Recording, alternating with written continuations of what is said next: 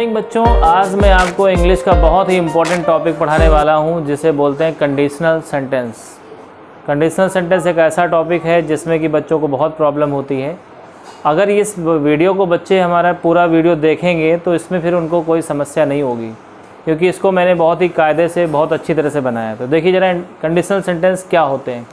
Conditional sentence वो sentence होते हैं जिनमें कुछ कंडीशंस पाई जाती हैं। कुछ ऐसे वाक्यों की शुरुआत यदि या अगर से होती है और वाक्य के बीच में तो या तब शब्द दिए होते हैं। तो इसमें पहली कंडीशन है, ज़रा देखते हैं। कह रहा है कंडीशनल सेंटेंस ऐसे वाक्यों को कहते हैं जिनमें कोई शर्त पाई जाती है। बहुधा ये वाक्य हिंदी में यदि या अगर से आरंभ होते हैं और वाक्य के बीच में तो या तब दिया होता है। ये 4 प्रकार के होते हैं। Number 1, probable condition. Probable condition क्या होती है, ध्यान से सुनिए सभी लोग। प्रोबेबल कंडीशन का मतलब है ये भविष्य में होने वाली कंडीशन है, मतलब ऐसी कल्पना लोग करते हैं जो कि भविष्य की होती हैं। दोनों सेंटेंस फ्यूचर इंडेफिनिट में दिए होते हैं।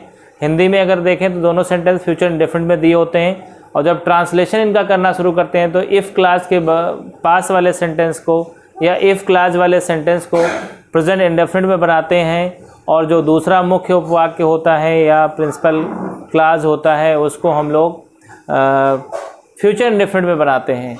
ज़रा गौर करें, देखते हैं इसको कि प्रोबेबल कंडीशन ऐसे वाक्य यदि से आरंभ होते हैं और दोनों क्लासेस फ्यूचर टेंस में होते हैं, अर्थात दोनों क्लासेस के अंत में क्रिया में गागी गे लगा होता है। इन वाक्यों में शर्त पूरी होने की संभावना होती है। अब इसका नियम देखो क्या है कि ऐसे वाक्यों में इफ़ वाला उपवाक्य जो कि प्रेजेंट इंडेफिनिट में बनाया जाता है तथा मुख्य उपवाक्य जो होता है उसे फ्यूचर इंडेफिनिट टेंस में बनाते हैं, और तब तथा तो की इंग्लिश कॉमा लिखते हैं। यहाँ कोई अंग्रेजी उसकी नहीं बनती, कॉमा लगा देते हैं। जैसे यदि आप मुझे पढ़ाओगे तो मैं पढ़ूंगा। अब ये कंडीशन है और ये संभव है, हो सकता है ये कंडीशन संभव है कि यदि आप मुझे पढ़ाओगे तो मैं पढ़ूंगा। तो देखिए ये यदि के पास वाले सेंटेंस को प्रेजेंट इंडेफिनिट में बनाएंगे तो if you teach me, present indefinite का रूल होता है कि सब्जेक्ट फिर मेन वर्ब की फर्स्ट फॉर्म, तो यू के साथ देखिए फर्स्ट फॉर्म टीच लगाया गया। इफ़ यू टीच मी इसको मैंने प्रेजेंट इंडेफिनिट में ट्रांसलेट किया है। अब तो की इंग्लिश यहाँ पे मैंने कॉमा बना दी, मैं पढ़ूंगा। अब ये देखिए इसको फ्यूचर इंडेफिनिट बनाना है, मैं पढ़ूंगा तो आई शैल स्टडी, क्योंकि फ्यूचर इंडेफिनिट में सब्जेक्ट प्लस विल या शैल प्लस मेन वर्ब की फर्स्ट फॉर्म लगती है, तो आई शैल स्टडी हो जाएगा इस तरह से। ऐसे ही दूसरा सेंटेंस देखते हैं, यदि वह मेरे घर आएगा तो मैं उसका स्वागत करूंगा। ज़रा गौर करें यहाँ पे भी देखिए गागी के आ रहा है, मतलब ये फ्यूचर इंडेफिनिट को बता रहा है, फ्यूचर टेंस को बता रहा है। तो वही कंडीशन ध्यान रखेंगे। रूल हमारा कहता है कि पहले सेंटेंस को जिसमें गागी के आ रहा है इफ़ के पास में है, इफ़ वाला क्लास है, तो इसको हम लोग प्रेजेंट इंडेफिनिट में बनाएंगे। देखो कैसे बनेगा, if he comes to my home.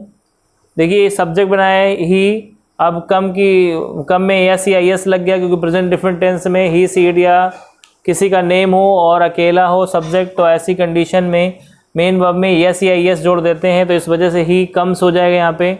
If he comes to my home, यदि वो मेरे घर आएगा, इसको प्रेजेंट इंडेफिनिट में बनाया मैंने, तो मैं उसका स्वागत करूंगा। तो की इंग्लिश कॉमा लगाई, मैं उसका स्वागत करूंगा, आई शैल वेलकम हिम, इस तरह से बनेगा। दूसरी कंडीशन बता रहा हूँ इसमें कि इम्प्रॉबेबल कंडीशन क्या होती है। इम्प्रॉबेबल कंडीशन का मतलब है कि इसमें ऐसे कंडीशनल सेंटेंस में ये वाक्य यदि से तो शुरू होते हैं, लेकिन इनमें एक ऐसी कंडीशन दी होती है जिसके पूरे होने की संभावना ना के बराबर होती है, अर्थात पूरे होने का चांस नहीं होता है, क्योंकि इसमें फर्जी संभावनाएं होती हैं। जैसे देखते हैं, लिखा है ऐसे वाक्य यदि से आरंभ होते हैं और इसमें फर्जी शर्त पाई जाती, अर्थात संभावना यह होती है कि शर्त पूरी नहीं होगी, शर्त पूरी होने की केवल कल्पना की जाती है।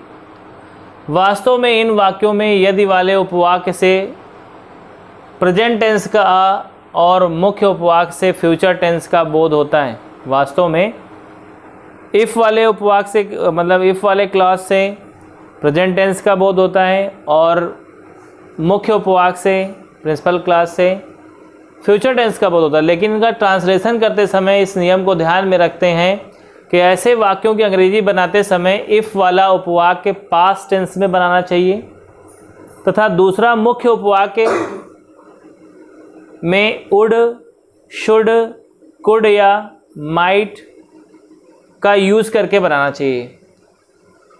और इनके साथ वुड, कुड, शुड और माइट के साथ वर्ब की फर्स्ट फॉर्म लगती है, याद रखना। ज़रा गौर करें, जैसे एक सेंटेंस, यदि मैं दिल्ली जाऊं तो लाल किला देखूं। यहाँ साफ साफ नज़र आ रहा है कि वो जाना ही नहीं चाहता, पर एक फालतू की कल्पना कर रहा है, फालतू की कंडीशन दे रहा है। तो यदि मैं दिल्ली जाऊं तो लाल किला देखूं, तो इसको देखो कैसे बनाएंगे, इसे बनाएंगे पास्ट इंडेफिनिट में, क्योंकि फालतू की कंडीशन है, फालतू की शर्त यहाँ पे है। तो if I went to Delhi, past indefinite में इसको बनाया, if I went to Delhi, तो कि इंग्लिश कॉमा, अब आई के साथ यहाँ पे शुड हमने यूज़ किया, I should see the red fort. यदि उसने आवश्यकता समझी तो वह आपसे मिलेगा। अब देखो यहाँ पे भी ऐसी शर्त दी जा रही है जो मतलब फर्जी है, कह रहे हैं आवश्यकता समझी तो मिलेगा, वरना कोई बात नहीं। तो ज़रा देखते हैं, यदि उसने आवश्यकता समझी तो वह आपसे मिलेगा, तो इसे हम पहले पास्ट इंडेफिनिट में बनाएंगे। इफ़ ही नीडेड, यदि उसको आवश्यकता होगी, समझी मतलब होगी, तो वह आपसे मिलेगा। तो की इंग्लिश कॉमा, ही के साथ लगा दिया would, he would meet you.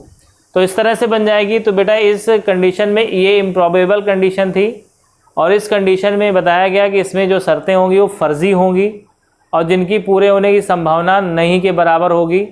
संभावना है कि हो सकता है, लेकिन ना के बराबर संभावना है। तो ऐसी कंडीशन में पहले सेंटेंस को, इफ़ क्लास वाले सेंटेंस को पास्ट इंडेफिनिट में या पास्ट टेंस में बनाएंगे, और जो दूसरा सेंटेंस होगा उसमें सब्जेक्ट के बाद वुड, कुड और माइट, शुड आदि का यूज़ करके बेटा थर्ड कंडीशन बताने जा रहे हैं आपको। इसमें क्या है कि वाक्य के सब्जेक्ट को किसी चीज़ का अफसोस होता है। क्यों अफसोस होता है? क्योंकि इसमें भूतकाल की किसी कल्पना जो कि पूरी नहीं होती है, अधूरी रहती है, इस बात का उसको अफसोस होता है। तो ऐसे वाक्य ज़रा देखते हैं इसमें। ऐसे वाक्य भी यदि से आरंभ होते हैं, किंतु इनमें भूतकाल की ऐसी शर्त दी जाती है जो पूर्ण ना हुई हो, मतलब भूतकाल की एक ऐसी कंडीशन दी जाती है जो पूरी ना हुई हो। इसी बात का इनको अफसोस होता है सब्जेक्ट को। बहुधा ऐसे वाक्यों में दोनों वाक्यों के अंत में ताती ते आता है, मतलब वर्ब के बाद ताती ते जुड़ा होता है। जैसे देखें, जैसे सेंटेंस, यदि आप मेरे पास आते तो मैं आपको एक अच्छी खबर देता। इसका मतलब मुझे इस बात का अफसोस है कि आप मेरे पास नहीं आए। अब इसका मतलब ये हुआ कि ये खबर देने का काम पूरा नहीं हो सका। ये पास्ट की बात थी और ये खबर देने का काम पूरा नहीं हो सका। अच्छा, इसका मतलब ये हुआ एक ऐसी कंडीशन थी भूतकाल की जो पूरी नहीं हुई। तो इसको बनाने का देखो तरीका क्या है। नियम इसका ये है कि पहले सेंटेंस को, इफ़ क्लास वाले सेंटेंस को पास्ट परफेक्ट में बनाते हैं, और दूसरे सेंटेंस में कॉमा के बाद सब्जेक्ट फिर वुड हैव, मस्ट हैव या शुड हैव का यूज़ करके बनाते हैं। अब आपको पता होगा, मैंने एक आध वीडियो लेक्चर में ऐसे पहले बताया है कि कभी भी कोई भी यूज़ हो, अगर उसमें हैव आता है, जैसे could have, must have, should have, इनमें हैव आ रहा है सब में, तो इनके साथ वर्ब की थर्ड फॉर्म लगती है। इस चीज़ को ध्यान में रखें। तो ज़रा देखें इधर, यदि आप मेरे पास आते तो मैं आपको एक अच्छी खबर देता, ये सेंटेंस है। तो यहाँ देखो आते लिखा हुआ है, इसका मतलब ये आया नहीं बंदा। इस बात का ही तो इनको अफसोस है, ये पूरी नहीं हुई शर्त, अधूरी शर्त हो गई ये पास्ट टेंस की। तो मैं आपको ये एक अच्छी खबर देता, इसका मतलब ये खबर दे नहीं पाया। तो इसको देखो, जब ट्रांसलेशन करेंगे पहला सेंटेंस पास्ट टेंस में बनाएंगे। इफ़ यू आपका सब्जेक्ट हो जाएगा, इसके बाद पास्ट परफेक्ट में हैड लगती है, हेल्पिंग वर्ब हैड लगाया, मेन वर्ब की थर्ड फॉर्म, तो कम की थर्ड फॉर्म कम होती है, और मेरे पास टू मी, इस तरह से if you had come to me. अब तो की इंग्लिश लगाते कॉमा, मैं आपको एक अच्छी खबर देता, तो आई यहाँ पे शुड हैव भी यूज़ कर सकते हो, वुड हैव भी यूज़ कर सकते हो, पर आई के साथ शुड हैव ज़्यादा सही है। तो I should have given you a good news. देखिए यहाँ पे शुड हैव यूज़ हुआ, वर्ब की थर्ड फॉर्म लगाई, I should have given you a good news. आगे देखें, यदि वह कठिन परिश्रम करता तो प्रथम श्रेणी प्राप्त करता। यहाँ पे भी देखिए, इनको अफसोस है कि उसने कठिन परिश्रम नहीं किया, और कठिन परिश्रम न करने की वजह से प्रथम श्रेणी उसको नहीं मिली। तो इसका मतलब ये हुआ कि इनकी जो पास्ट की शर्त थी वो पूरी नहीं हो पाई। तो इसको पहले सेंटेंस को पास्ट परफेक्ट में बनाएंगे तो कैसे बनेगा, if he had helping verb की थर्ड फॉर्म तो worked hard, if he had worked hard comma लगाएंगे तो कि इंग्लिश प्रथम श्रेणी प्राप्त करता, मतलब कौन को प्राप्त करता है, वह, तो यहाँ पे सब्जेक्ट वह ले लेंगे तो ही हो जाएगा। अब ही के साथ वुड हैव लगा दे, ही वुड हैव और पास्ड इन फर्स्ट डिवीजन, या ही वुड हैव गॉट लिख सकते हैं प्राप्त करने की, would have got first division, उसने प्राप्त किया होता या प्राप्त करता वो फर्स्ट डिवीज़न। इस तरह से बना सकते हैं। अब इसमें लास्ट कंडीशन बच्चों बची हुई है जिसको मैं नेक्स्ट वीडियो लेक्चर में कवर करूँगा, और मेरे ख्याल से ये 3 पॉइंट्स आपके लिए इस वीडियो लेक्चर में काफ़ी हैं। चौथा पॉइंट जो है मैं अगले वीडियो लेक्चर में बहुत कायदे से इसको कवर करने वाला हूँ। तो bye bye, have a nice time.